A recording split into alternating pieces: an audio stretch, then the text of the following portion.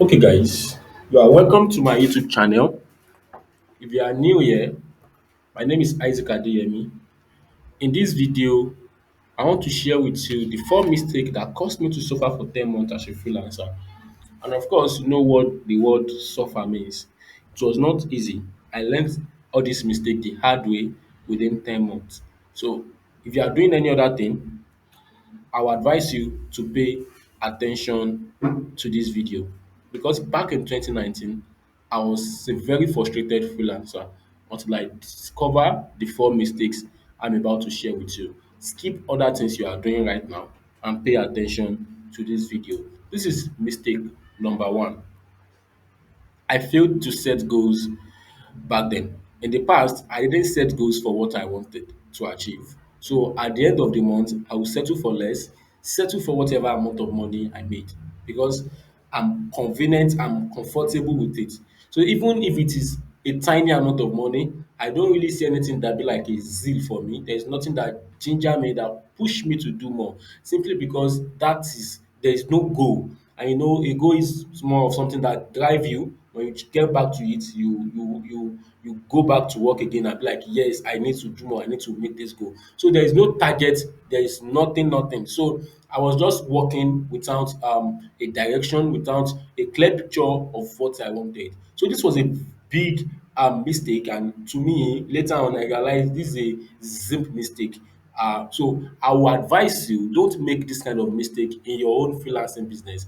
In fact, anything you are doing, be clear, set goal for your growth and the amount of money you want to make. Set goal for your growth in terms of how do you want to increase in knowledge in the next 3 months? How do you want to increase in the amount of money you are earning right now in the next 3 months? How much do you want to earn in the next 1 year? So these are the things that you must have a clear picture of, so that when you want to work, you work in that direction and you know when to rest, you know when to buckle up, you know when to do more. Okay, so if you did not have a goal, I will advise you after this video, get a book and a pen, set a realistic goal. So when I say realistic goal, I don't expect someone that is not making $1,000 right now then decide to go and set the goal of $100,000. No, it doesn't work that way. So you have to be realistic with your goal. You take it step by step. Don't forget, the competition is with nobody but you versus you. This is the second mistake.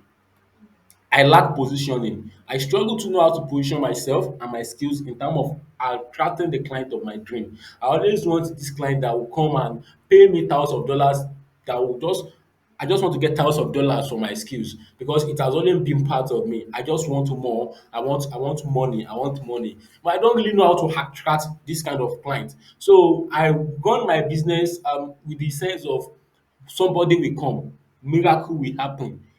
Some people call it hope marketing. One day, one buyer will stumble on my profile and hire me.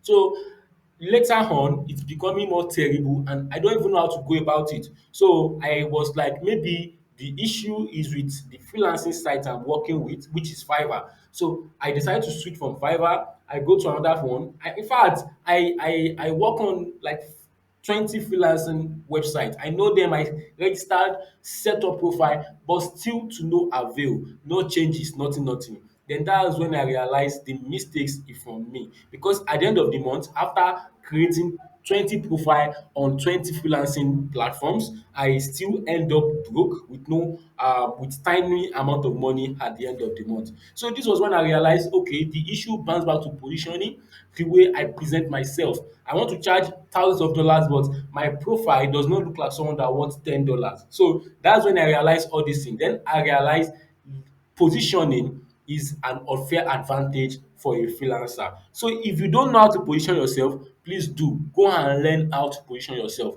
Later in the future, I might create a video on how to position yourself. But for now, learn how to position yourself. Please don't lack this in your freelancing business. In fact, in any business you later find yourself, because that's where you attract people, you attract whatever you want. I hope you understand. So this is the third mistake I made. I break the silence. You know the feeling when you are about to close a deal and the client goes offline in seconds. So then I got curious and worried and start sending series of messages I bombard them with message, keep sending message, keep sending message. So later on, I put myself in the shoe of these people. I put myself in the shoe of the client. They have other business running.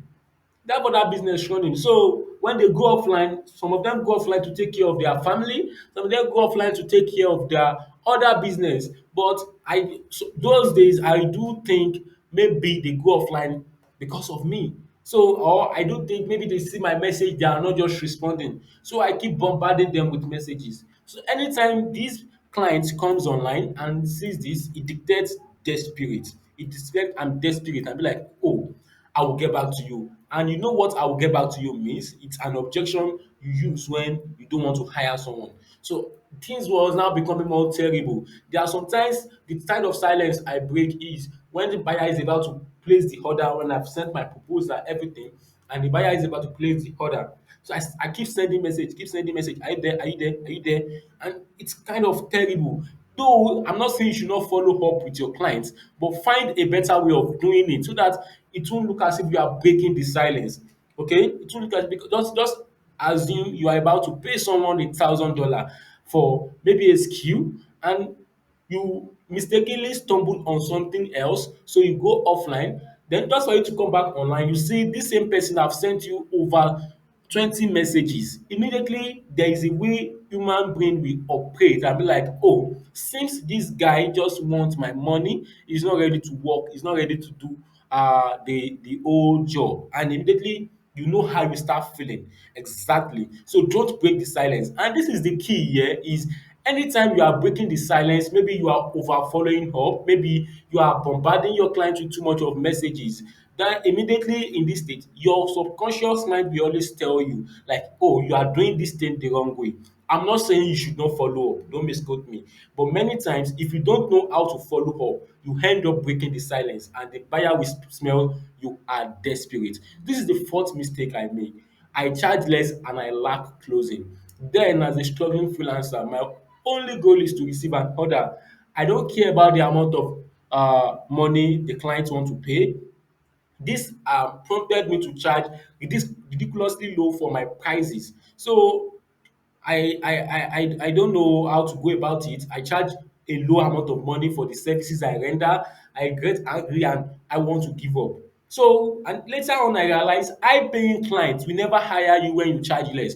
I know many persons will be like you should charge less, but high paying clients will never hire you when you charge less. Someone that is doing millions of dollars a month and you say you are charging $200, it's way not the same. They will not hire you because they want someone that they are ready to pay the high amount of money. So they just want you to show yourself, show what you can do, and they are ready. In fact, high paying clients are the best clients to work with because they don't stress you and you got to work with them peacefully. And the second mistake here, I charge less and I lack closing. I lack closing not because I'm ignorant, but because of ego, because of ego. Back then, I remember I discussed with an expert in the freelancing field. So he let me understand, Isaac, you have to go and learn how to close. Closing is a skill. So then I have to argue and be like, how is closing a skill? I used to believe if you know something, you should be able to present it to the world. Later, I realized no, it doesn't work that way. There is more to it. There is more to you presenting your skill. There is more to it letting people come to conclusion about what they want to say, the amount they want to pay you, and the rest. So these are the mistakes I learned the hard way. And if you are making these mistakes in your business right now, I will advise you go and fix it because it will let you end the end the month with a tiny amount of money, irrespective of the amount you are making right now. It is still tiny to what others is making. So definitely there are mistakes there. Don't forget the first mistake.